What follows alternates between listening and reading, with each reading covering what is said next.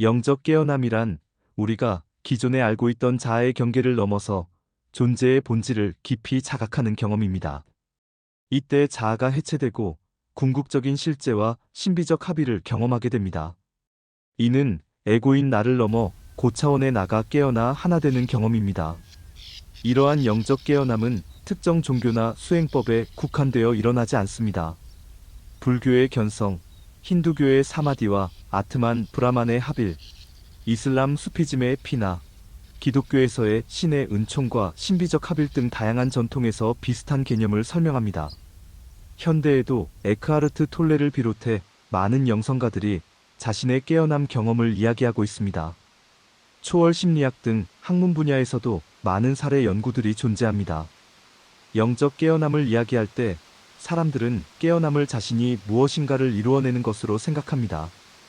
하지만 이는 에고의 관념입니다.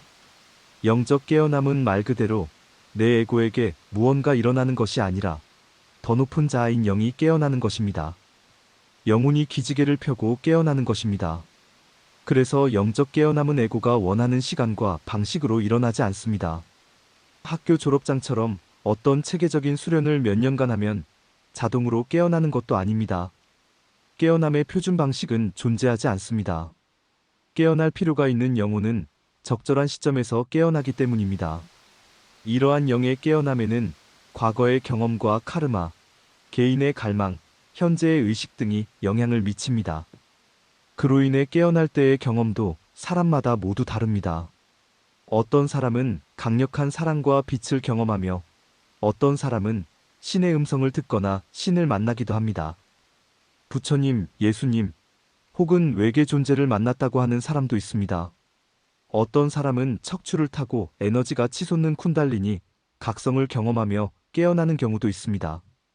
이런 깨어남의 형태가 사람마다 다른 것은 개인의 지식과 무의식에 따라 그 경험을 다르게 해석하기 때문입니다. 영을 깨우는 방법에는 자발적인 방법과 비자발적인 방법이 있습니다.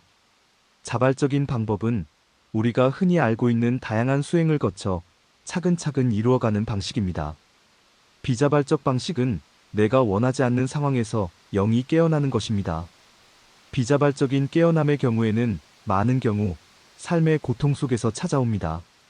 사랑하는 사람과의 사별이나 시한부 선고를 받을 때처럼 고통스러운 삶의 과정에서 일어납니다. 이는 삶의 고통이 깨어나게 하는 에너지가 되기 때문입니다. 그리고 아무런 준비 없이 깨어나는 경우도 있습니다. 영은 필요한 경우 내가 지난 생에서 종교인이었다든지 수련을 많이 했다든지 하는 카르마의 에너지를 이용해 깨어나기도 합니다. 자연을 감상하거나 음악을 듣다가 심지어 아무 생각 없이 길을 걷다가 깨어나기도 합니다. 하지만 이런 강렬한 깨어남의 순간은 지속되지 않고 사라집니다. 영적 깨어남의 경험은 전기 플러그를 처음 연결할 때 스파크가 튀는 현상과 유사합니다. 한번 연결되면 전류는 계속 흐르지만 스파크는 튀지 않습니다.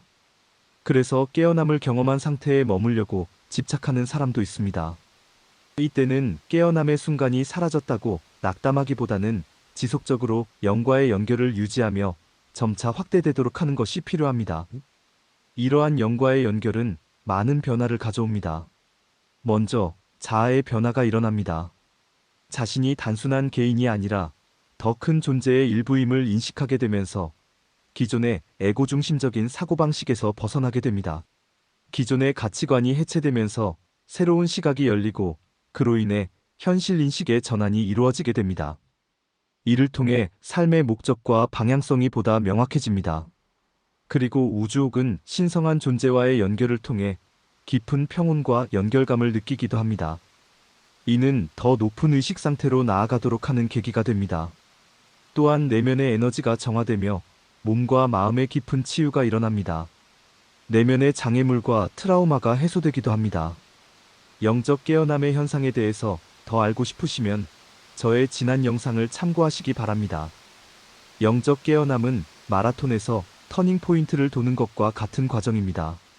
하지만 완전한 통합이 이루어지지 않았기 때문에 완전한 깨달음에 이르기 위한 여정이 남아 있습니다. 간혹 한 번에 완전한 깨달음에 이르는 사람도 있습니다만 많은 경우는 그곳에 도달하기 위한 여정을 걸어가야 합니다. 사람마다 그 여정의 길이도 다르게 펼쳐집니다. 이 시기에는 에고가 다시 나를 지배하려는 유혹에 빠지지 않도록 주의해야 합니다. 에고는 자신의 주도권을 빼앗기지 않으려 저항합니다. 에고는 거래를 하려고 하며 스스로를 속이려 합니다. 이때 에고와 거래를 지속하게 되면 영적 에고가 커지게 되니 주의해야 합니다. 그래서 깨어난 후에는 영과의 조화로운 통합이 필요합니다. 이는 깨어난 영을 받아들이고 나와 하나가 되도록 하는 작업입니다. 이전 영상을 참고하시면 통합에 도움이 될 것입니다. 그러면 우리는 어떻게 영혼을 깨울 수 있을까요?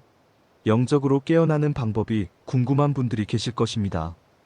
그래서 영적 깨어남에 도움이 될 수 있는 몇 가지 아이디어를 말씀드리겠습니다. 먼저, 신을 깊이 갈망하고 간청하는 것이 중요합니다. 내면에서 신과 연결되기를 원하는 강한 소망이 깨어남을 촉진할 수 있습니다. 성서에서도 구하라. 그러면 받을 것이다. 찾아라. 그러면 찾을 것이다. 문을 두드려라. 그러면 열릴 것이다. 라고 이야기하고 있습니다. 신과 진리에 대한 소망과 갈망은 깨어남을 촉진하는 에너지가 됩니다. 그리고 어떤 수련을 하는 것이 좋으냐고 묻는 분들이 계신데 저는 마음이 끌리는 것을 충실히 따르라고 말씀드리고 싶습니다.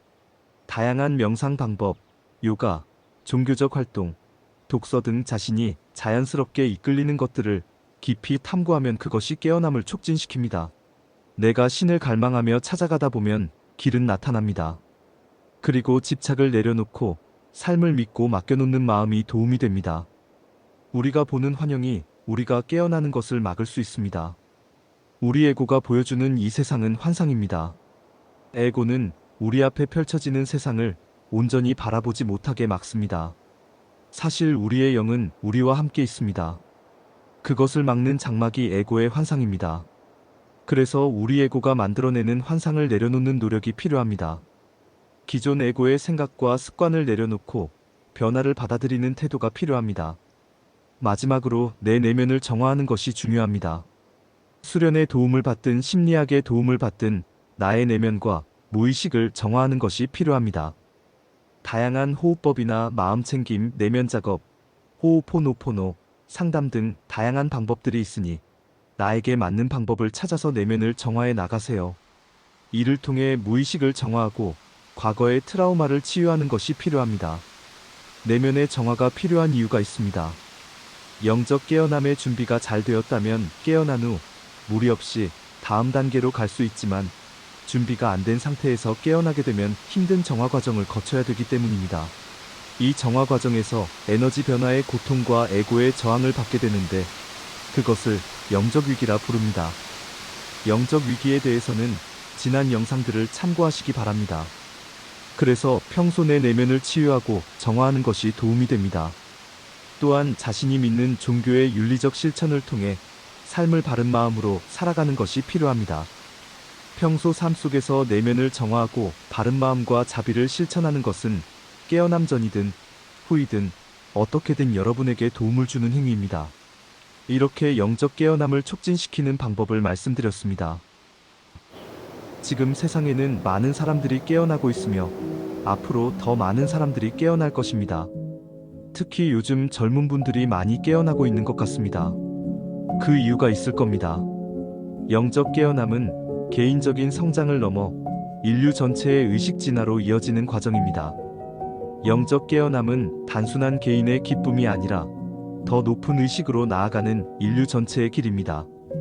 여러분도 각자의 염원과 속도로 영적 성장을 이루어 가시기 바랍니다.